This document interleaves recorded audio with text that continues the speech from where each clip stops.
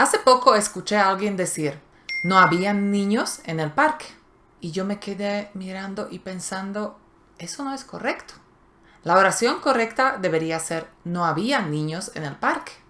No habían, había. Es un error muy común, incluso entre nativos. ¿De dónde viene esa confusión? Y muchas personas preguntan, ¿por qué es correcto decir, no había niños en el parque? Pero en el año 2020 mis hijos ya habían terminado su universidad. En este video lo vamos a explicar. Vamos a hablar de los usos básicos del verbo haber y también vamos a mirar de dónde viene ese verbo. El primer uso del verbo haber que les enseño a mis estudiantes es para expresar la existencia de personas o cosas. En oraciones como, en la calle hay muchos árboles. No hay más comida.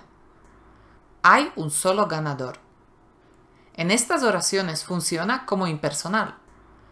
Esto significa que no cambia su forma para diferentes personas ni números gramaticales, porque nadie realiza una acción en estos casos. En estas oraciones el verbo haber está en presente, aunque en vez de a, adopta la forma especial hay. El verbo haber tiene esta función en otros tiempos verbales también. Pero cuidado, siempre es impersonal, o sea, no cambia su forma para diferentes personas y números gramaticales. Siempre está en singular. En oraciones como, en la calle había muchos árboles. Hubo muchos visitantes en la fiesta. Espero que no haya muchos niños en la fiesta. Muchos estudiantes e incluso muchos nativos cometen un error y dicen, en la calle habían muchos árboles. Hubieron muchos visitantes en la fiesta. Espero que no hayan muchos niños en la fiesta. Todo esto es incorrecto. Y aquí viene la pregunta. Entonces, ¿por qué es correcto decir, en el año 2020 mis hijos ya habían terminado la universidad? Esto se debe a que el verbo haber tiene dos usos y ahora vamos a explicar el segundo. El verbo haber también se utiliza como verbo auxiliar usado para formar tiempos compuestos. Los tiempos compuestos se construyen juntando dos formas verbales, el verbo haber y un participio. Tenemos varios tiempos compuestos en el español. Como ejemplo, pongamos el más usado, el pretérito perfecto compuesto. Todavía no he comido nada hoy. María ha preparado la cena. Siempre hemos querido viajar a España. Aquí el verbo haber está en presente y cambia su forma con persona o número gramatical. Hay más tiempos compuestos, como por ejemplo pluscuamperfecto, donde el verbo haber está en imperfecto, como en cuando llegué, todos ya se habían ido. En el año 2020, mis hijos ya habían terminado su universidad. O pretérito perfecto de subjuntivo. Espero que ellos ya se hayan ido. No creo que se hayan comido todo. Entonces, ¿ya entiendes por qué se dice en la calle hay muchos árboles y espero que haya muchos niños en la fiesta? Pero en el año 2020 mis hijos ya habían terminado su universidad. Y no creo que se hayan comido todo.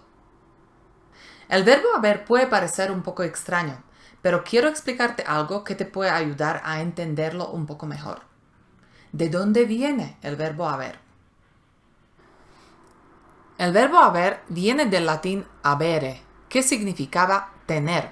En el castellano antiguo seguía usándose con ese significado, en frases como yo he un hijo.